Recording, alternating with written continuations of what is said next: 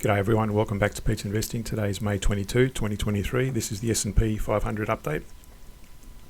On our weekly and daily charts, you can see here our indicator here is showing a bullish signal on both timelines. So if you look at these more closely, on the weekly, both the CCI 150 with the moving average 5 and 50 is in an upswing, although it's hard to see there. And likewise, the triple moving average of the price chart, moving average 3, 5 and 60 is also in an upswing. When they're both aligned at the moment as they are, it's showing a bullish signal. Also got here an awesome oscillator, which is also breaking up as well, ever so slightly. Now, although you just be mindful on the awesome oscillator, it's still in a downtrend according to the moving average applied to it. On the daily, again, our indicator is showing a bullish signal, and the awesome oscillator is showing a bullish signal as well. So again, both timelines are showing bullish on the weekly and daily. One thing to notice here as well is I've got a resistance up here at 4193. You did actually break through that a few days ago, and then it's fell back below it, and it's now gravitating along this ascending trend line. And always keep these trend lines in there because they generally gravitate back towards them, and it has done so in the last couple of days, including today.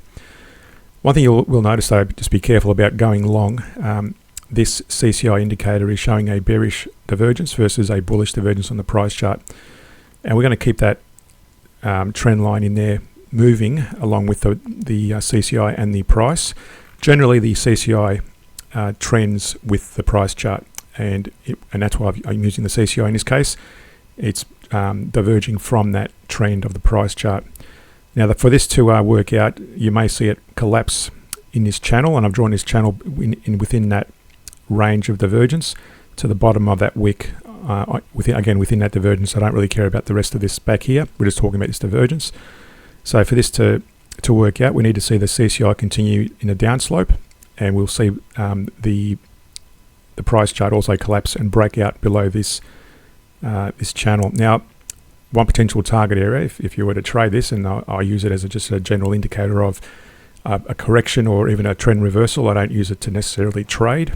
But one way of trading it would be to draw a Fibonacci between the recent low, say back here, to the more recent high. Of course, if that price breaks high, then we continue the upward movement and get rid of this Fibonacci. But let's assuming the price continues to fall in this channel on the downside, then the initial target area would be between a 38% and a 50% Fibonacci retracement. So if I was to draw a little rectangle,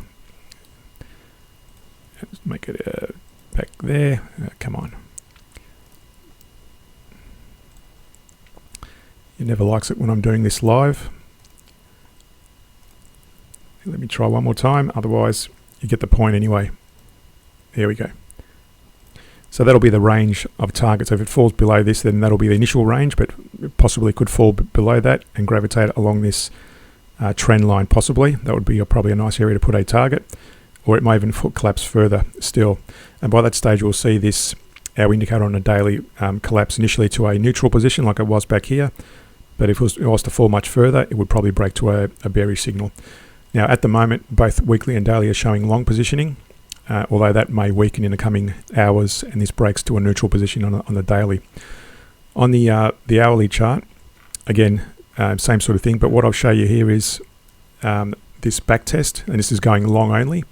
So you can see there were a few single entry trades made, except for these a few as well averaging down. We don't use stop losses, and those averaging downs, you'll notice it takes a hit on your drawdown, your profitability. This is a profitability chart.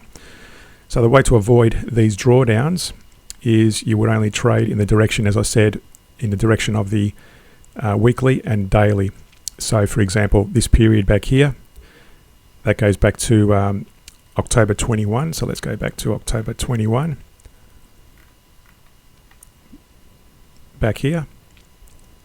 October back here. And October 21 was back here as well. Okay. So you can see there during that little period where let's reference you can see there on the weekly and the daily price chart, there were little profitable trades going long during that period. There was a little bit of a hitch. You can see there the price chart there as well. So once we started going down, that's where the average down process kicks in. And again, to avoid these drawdowns, you'll notice on the weekly, there is no long signal during that period. There's no long signal. There are only short signals there primarily. Up until this point, more recently, that's your first long signal on the weekly. There's also these long and short signals on the daily, but again, making sure that these daily signals align with the weekly. That's how you would trade that and avoid these drawdowns. So to understand how to trade this and other trading strategies, subscribe to my Patreon page. And, we get a reference to weekly scans of stocks, currencies, and commodities. Subscribe, like, and share the channel. Thanks for watching, and see you in a future video.